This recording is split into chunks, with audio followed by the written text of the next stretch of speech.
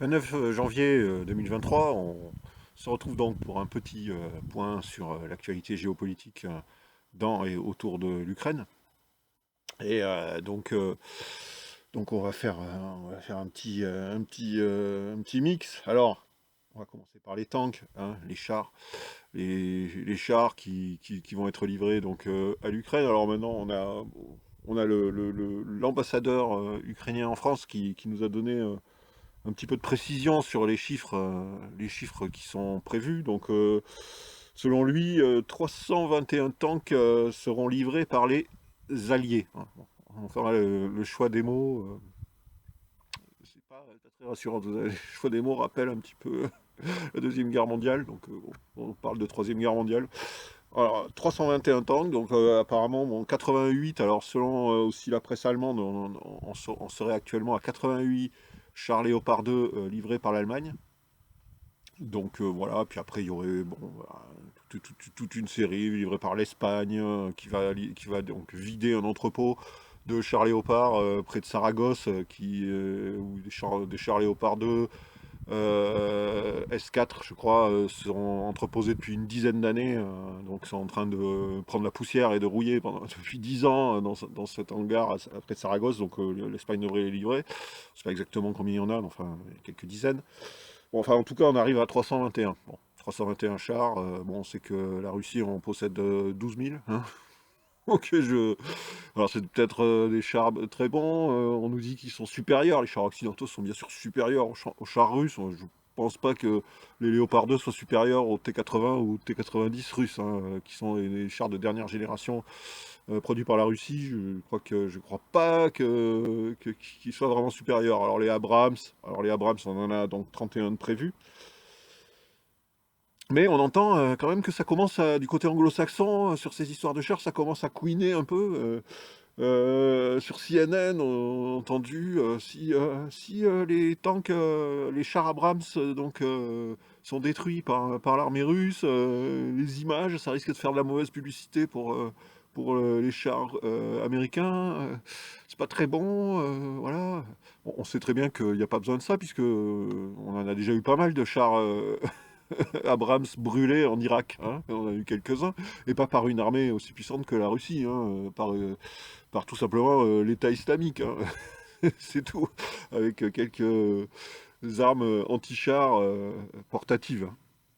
Donc voilà, bon, bah, on a déjà des images qui circulent chars Abrams brûlés en Irak, donc d'autres seront brûlés, mais sur CNN on commence à dire, hein, ça va pas faire une bonne publicité. Et oui, oui, mais non, mais bon, de toute façon, la publicité est déjà faite. Alors après, on a aussi les Anglais qui commencent aussi à couiner un peu. Alors on a un article donc de The Sun, hein, du journal The Sun, qui nous explique que en fait les chars anglais ont une armure spéciale avec un secret de fabrication et que donc il ne faut surtout pas que ces chars tombent entre les mains des Russes parce que ça serait une catastrophe. Alors voilà, alors, je vous lis un peu une traduction, bon, une traduction automatique de l'article de The Sun.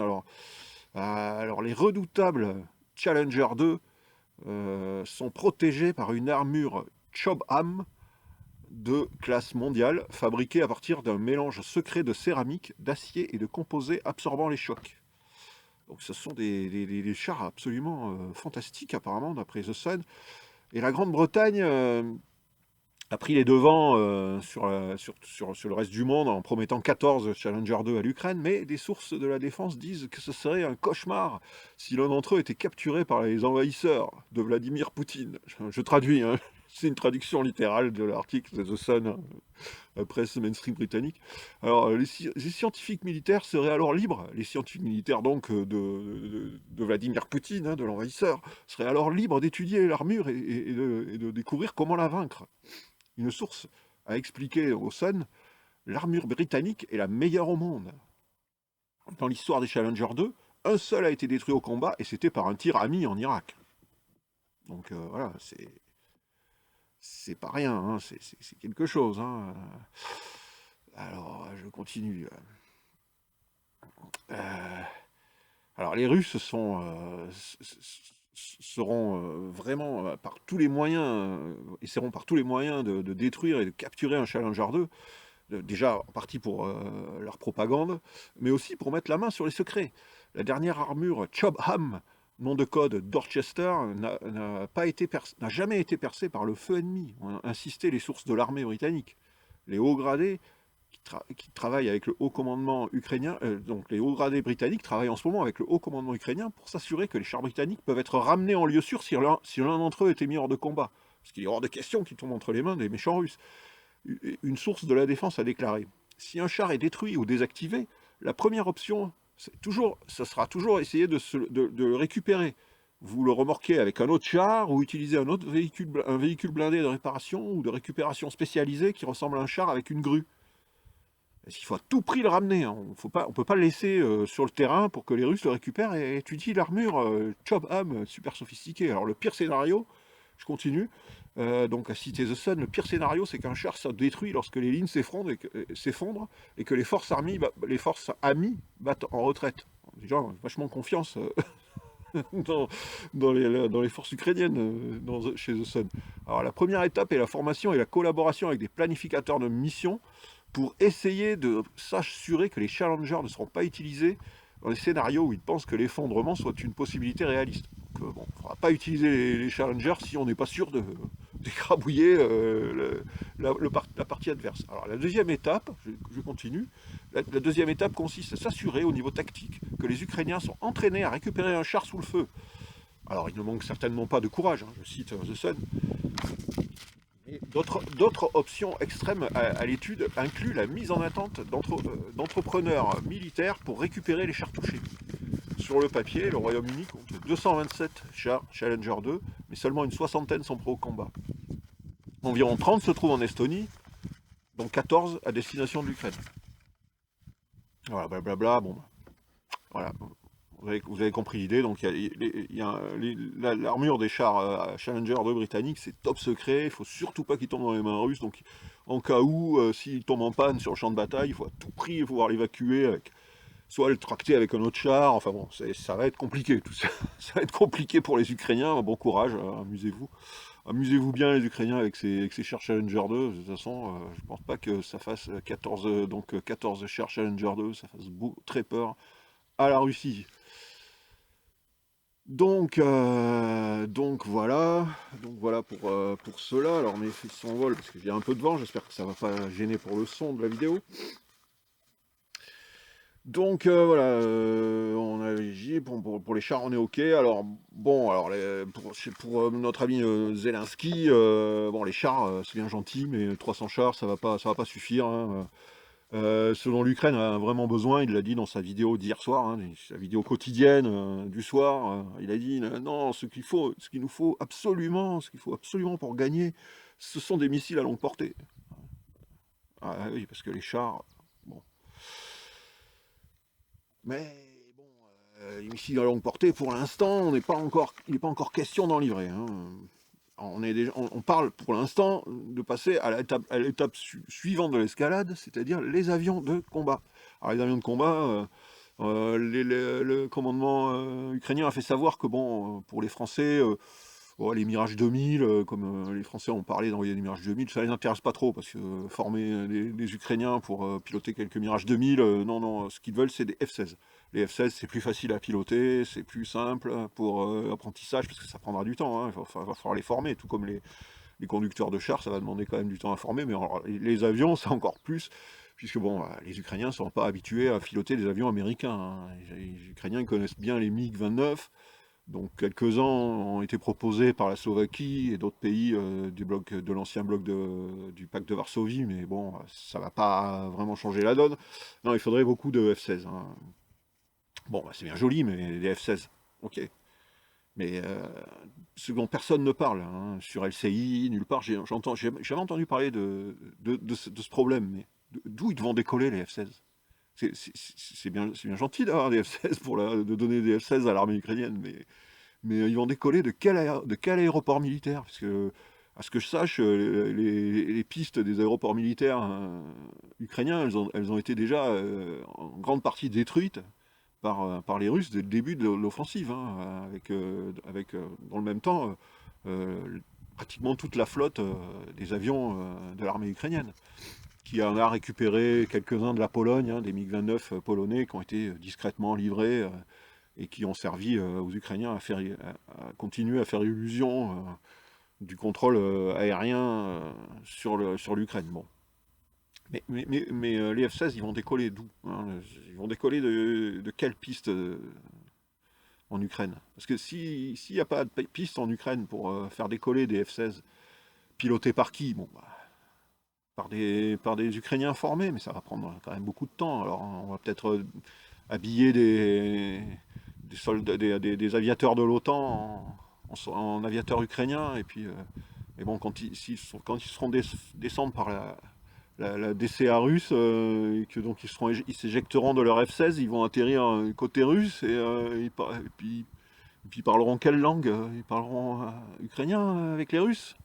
Si c'est des pilotes américains, anglais, pourquoi pas français, c'est compliqué. Et même dans les discussions au niveau de la radio, hein, au niveau radio de l'avion, ils vont parler quelle langue? Parce que les Russes risquent de les entendre. Donc bon, c'est un peu complexe.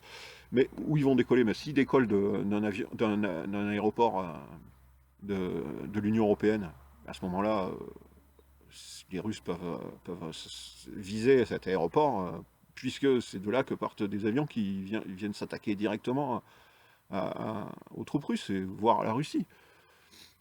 C'est quand même une grave question, de savoir d'où ils vont décoller. Est-ce qu'ils vont décoller d'Ukraine, ou est-ce qu'ils vont décoller d'un pays de l'Union européenne, je sais pas, la Pologne ou un autre? Ah, ça, on n'a pas répondu. On n'a toujours pas de réponse à cette question. Donc, bon, bah, on a vu un sondage en Allemagne qui est sorti récemment, où on posait la question donc aux Allemands s'ils étaient d'accord pour envoyer des avions de combat en Ukraine. Et 63% des Allemands ont répondu non. Non. Soit pas du tout d'accord, soit plutôt pas d'accord. Et de l'autre côté, on a eu quand même 26% qui sont pour. Alors, qui sont ceux-là? Qui sont ces gens qui sont pour envoyer des avions allemands tirer sur les Russes? Bon, voilà, 26%, hein, et il reste 11%, donc d'indécis. Ils savent pas, ils n'ont pas de, bon, voilà, ils n'ont pas d'idée, ça part là, ils n'ont pas l'air de savoir trop quoi répondre. Donc voilà, 63% contre, 26% pour envoyer des avions, donc des Allemands, des avions allemands en Ukraine, et 11% indécis. Quand on nous dit que la population européenne est à fond pour soutenir l'Ukraine, bon, voilà, vous voyez, l'Allemagne, c'est quand même assez partagé, et je veux dire, c'est quand même plutôt contre, hein, en tout cas pour les avions.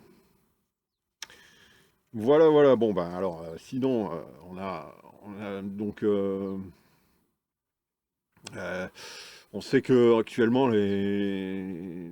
on a vu les recruteurs de l'armée ukrainienne qui battent la campagne dans toutes les villes ukrainiennes, et en particulier dans certaines zones, comme à Kharkov, comme à Odessa, mais aussi en Transcarpathie, cette région de l'ouest ukrainien qui est à l'extrême ouest, près de la Hongrie, qui est peuplée en majorité de Hongrois, hein, de Hongrois ethniques, des gens qui sont ethniquement hongrois, mais qui ont la nationalité ukrainienne, bien sûr. Et donc on va les recruter en masse pour les envoyer sur le front en première ligne. Et beaucoup meurent, selon le ministre des Affaires étrangères hongrois, qui a dénoncé ce recrutement forcé des Hongrois de Transcarpathie, qui le dénonce depuis un bon moment, et qui répète sans arrêt que c'est inacceptable la façon dont ces gens sont recrutés de force. On a vu des images, hein, la police qui patrouille dans les rues, qui ramasse des gens, des hommes donc en âge d'être recrutés, et qui les met de force dans les voitures de police, et qui disparaissent, hein. Et les gens se retrouvent directement sur le front en première ligne. Et d'ailleurs, on a Zelensky qui réclame l'extradition des Ukrainiens qui sont dans les pays, donc des Ukrainiens, des hommes ukrainiens en âge de combattre, qui sont réfugiés dans les pays d'Europe, dans les pays d'Europe de l'Ouest, y compris en Pologne, il y en a beaucoup, etc. Donc les Ukrainiens maintenant demandent leur extradition, hein. On sait pas, bon, bah, pour l'instant, aucun pays n'a donné suite, mais bon, la Pologne, on pourrait peut-être arriver à ce genre de choses. Donc je pense que ceux qui se trouvent, les hommes ukrainiens qui se trouvent en Pologne risquent peut-être de s'enfuir vite fait parce que de la Pologne pour pas être extradés et envoyés sur le front directement. Bon, voilà pour ce problème-là. Et donc on a, sinon, on a donc le président croate qui a fait une déclaration. Alors une déclaration absolument incroyable, hein. J'aime beaucoup le président Zoran Milanovic, président de la Croatie, donc, qui a parlé, et donc vous verrez pas tellement, vous avez peu de chance de voir ces déclarations dans les médias français, hein, sur les sites francophones. Moi, j'ai pas trouvé, bon, peut-être que certains d'entre vous ont trouvé, hein, mais moi, j'ai pas trouvé, donc j'ai pris sur un site en anglais, j'ai donc utilisé un traducteur pour vous le lire et vous dire ce qu'a dit donc Zoran Milanovic, le président croate, l'excellent président croate. Alors, hein, il a dit, commentant la déclaration du ministre allemand des Affaires étrangères selon laquelle l'Europe menait une guerre contre la Russie, vous vous souvenez, hein, j'en ai parlé dans la dernière vidéo, Annalena Baerbock, qui déclare que nous sommes en guerre contre la Russie. Bon. Alors le président Zoran Milanovic a déclaré que c'était quelque chose qu'il apprenait, hein, et a souhaité à Berlin plus de chance que pendant la Seconde Guerre mondiale, hein. Alors la Croatie ne devrait en aucun cas aider l'Ukraine sur le plan militaire, a déclaré Milanovic, lors d'une visite à Split, dans la ville portuaire de Split. Voulez-vous que nous entrions en guerre? A-t-il dit. Présentant le conflit ukrainien comme un conflit entre Washington et Moscou, sans quoi il n'a pas tort, il a rappelé aux journalistes qu'il avait été critiqué pour avoir simplement fait écho au ministre de la Défense de Kiev, selon lequel le conflit actuel était une guerre par procuration entre l'OTAN et la Russie. Donc le ministre de la Défense ukrainien qui a déclaré cela. Donc le président croate n'avait fait que le reprendre. Alors je cite donc Zoran Milanovic. Maintenant, le ministre allemand des Affaires étrangères dit que nous devons être unis, car, je cite, nous sommes en guerre avec la Russie. Mais je ne le savais pas. Peut-être que l'Allemagne est en guerre contre la Russie. Alors, bonne chance. Peut-être que cette fois, ça se passera mieux qu'il y a environ 70 ans. Fermez les guillemets. Voilà, déjà, la première phrase, bon, voilà, ça envoie grave. Alors, le président croate a été déconcerté d'entendre une telle affirmation du chef des Verts allemands, donc Annalena Baerbock, qui, selon lui, était connu comme un parti pacifiste, qui était tout autant contre les États-Unis que contre l'URSS. Et donc, c'est la ministre allemande, dirigeante des Verts, qui a fait cette déclaration, et pas le chancelier Olaf Scholz. Alors, si nous sommes en guerre avec la Russie, je cite Zoran Milanovic, si nous sommes en guerre avec la Russie, voyons ce que nous devons faire. Mais nous verrons ce que nous devons faire en tant que Croates, mais nous ne demanderons pas l'avis de l'Allemagne, a déclaré Milanovic. Alors, essayons de découvrir, essayer de découvrir qui est le vrai chancelier là-bas. Je suis en politique depuis longtemps, et notre pays a traversé beaucoup de choses, mais je n'ai jamais vu ce genre de folie auparavant. En parlant de la déclaration donc d'Annalena Baerbock, qui dirige l'Allemagne, hein, voilà, c'est ce que veut dire Milanovic, qui dirige l'Allemagne. Est-ce que c'est le chancelier Scholz? Est-ce que c'est la ministre des Affaires étrangères Baerbock? Parce qu'ils disent pas la même chose, hein. Donc, bon, en ce qui concerne les chars, russes ou américains, ils brûlent de la même manière. Toujours selon Milanovic. Notant que les livraisons de blindés à l'Ukraine, annoncées par les États-Unis et l'Allemagne cette semaine, ne feront que prolonger les combats. Alors, je cite Milanovic encore, parce que ça vaut vraiment le coup. Ces chars peuvent brûler ou atteindre la Crimée, mais la Croatie n'y sera pour rien, a-t-il insisté. Voilà. Bon, voilà. pour le reste, je vous laisse juge, hein, donc voilà. Zoran Milanovic, président de la Croatie. Alors ça me fait penser à une anecdote qui s'est passée. Alors là, je dévie, mais pas tant que ça, hein. Le prénom donc, du président croate me fait penser à une anecdote qui s'est passée à l'Open d'Australie, où un supporter de Novak Djokovic, qui vient de gagner l'Open d'Australie cette nuit, un supporter, lors des tours précédents, arborait un magnifique t-shirt avec un Z, un énorme Z sur le t-shirt. Il a été arrêté par la police australienne. Devinez quoi? Il a été arrêté par la police australienne pour son t-shirt avec un gros Z. Mais sauf que, et donc amené au poste pour être interrogé, pourquoi il affiche ce Z. Il leur a expliqué, mais mon prénom c'est Zoran, je m'appelle Zoran. Et je suis un des premiers supporters de Djokovic, et je suis connu pour avoir des t-shirts avec l'initiale de mon prénom. Voilà. Ah, alors la police australienne s'est excusée, il a laissé partir. D'après lui, c'est ce qui s'est passé. C'est assez clownesque, hein, ouais. Donc, du coup, c'est le prénom donc le même prénom que le président croate, Zoran. Donc, ça m'a rappelé cette histoire anecdotique, hein, mais assez marrante quand même, hein, voilà. Donc voilà, voilà pour le président croate.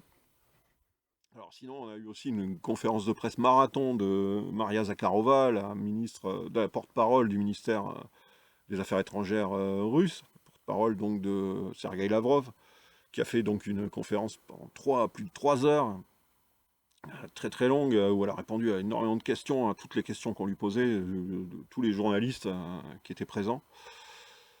Et on a senti son émotion à l'idée de voir des chars allemands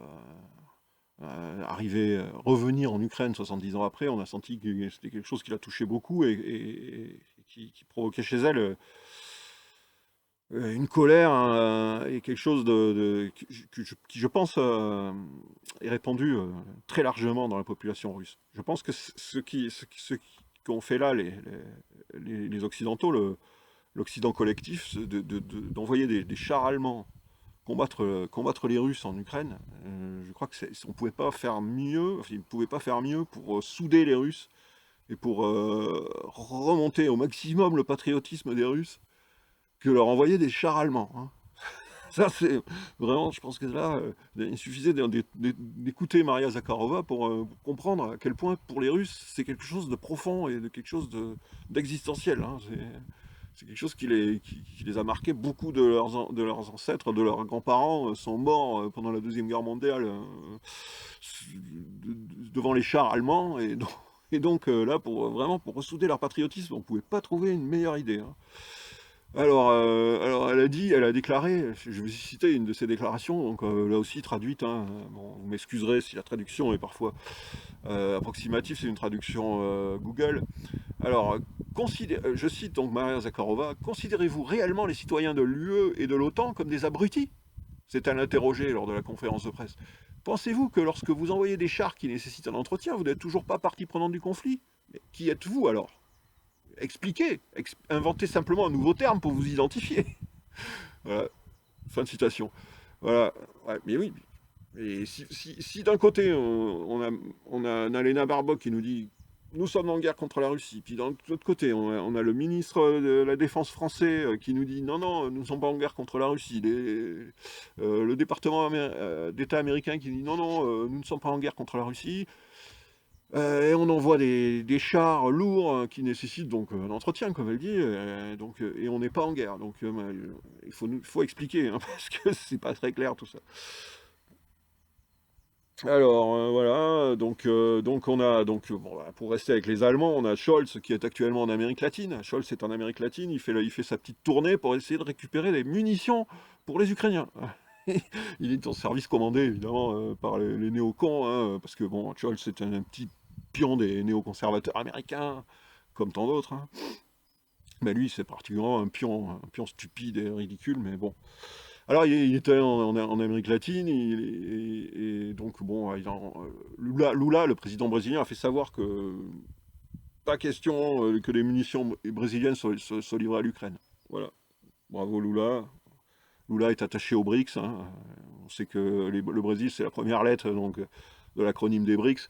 Et Lula est très attaché aux BRICS, donc pas question, hein. Donc déjà pas de munitions pour les Ukrainiens venant du Brésil. Alors les Allemands essayent de trouver un moyen. Vous revendez vos munitions à nous les Allemands. Puis après, bah, nous les Allemands, on va les envoyer en Ukraine. Mais ce ne sera pas vous directement, hein. Hein, pas question. Lula a fait savoir que pas question. Et donc Scholz est parti en Argentine. Il a rencontré le président argentin Fernandez. Hein, je crois que c'est Fernandez qui s'appelle. Et le président argentin a fait comprendre que non, l'Argentine et aucun pays d'Amérique latine ne livrera des munitions à l'Ukraine. Donc, bon, voilà, chou blanc pour Scholz en Amérique latine, et il n'y aura pas de munitions donc, pour l'Ukraine. Pas de munitions venues d'Amérique latine. Voilà, voilà, bon bah écoutez, on va en finir là. Alors je voulais remercier à tous ceux qui m'ont apporté leur soutien, tous ceux qui partagent mes vidéos, qui ont mis des commentaires, des pouces bleus sous mes vidéos, etc. C'est super, vous êtes gentils. Alors je voulais faire un petit remerciement spécial à Anakin66. Merci à toi, camarade, qui se reconnaîtra, hein. Et puis vous dire, bon, comme d'habitude, vous écoutez, vous connectez sur Twitter, le compte Twitter de Jacques Frère, pour les dernières infos sur l'Ukraine, le blog Veille stratégique de mon ami Sylvain Ferreira, que je salue, et qui est aussi une source indispensable pour tout savoir et tout connaître. Bon, il y a mon blog aussi, le blog Noir de Brocéliande, sur lequel vous pouvez aller voir des vidéos. Là, il y a une vidéo d'un débat entre Henri Guénaud et Emmanuel Todd. Je vous le conseille, c'est très intéressant. Et donc voilà, merci à vous. Si vous pouvez mettre. Alors je vais terminer avec une petite anecdote aussi qui est pas mal. Vous savez, en Italie, il y a le festival de San Remo, le festival de la chanson de San Remo, qui est très ancien, qui est aussi vieux que le festival Eurovision, mais qui est consacré à la chanson italienne. Et ce festival avait donc les Ukrainiens, enfin notre ami Zelensky, comme d'habitude, qui aime bien parler dans tous les festivals, avait demandé à intervenir au festival de San Remo. Et au début, l'organisation du festival a dit oui, oui, oui, on va faire un duplex avec Kiev, et Zelensky pourra faire un petit discours au public du festival de San Remo. Et là, les gens, les Italiens, quand ils ont appris ça, ont déclenché une pétition qui a recueilli 33 000 signatures. Hors de question, on ne veut pas de Zelensky qui parle au festival de San Remo. Et du coup, l'intervention de Zelensky a été annulée. Et je crois que même l'ancien Premier ministre, enfin, président du Conseil italien, comment s'appelle-t-il déjà, Salvini, a déclaré que bon, c'est un festival de chansons et que, bien qu'étant un acteur comique, Zelensky n'a rien à y faire. Donc bon, pas de Zelensky au festival de la chanson de San Remo. Dommage pour Zelensky. On voit qu'il commence à être un peu de moins en moins populaire, Zelensky. Le héros, celui qu'on nous présentait comme le héros et tout. Bon, ça commence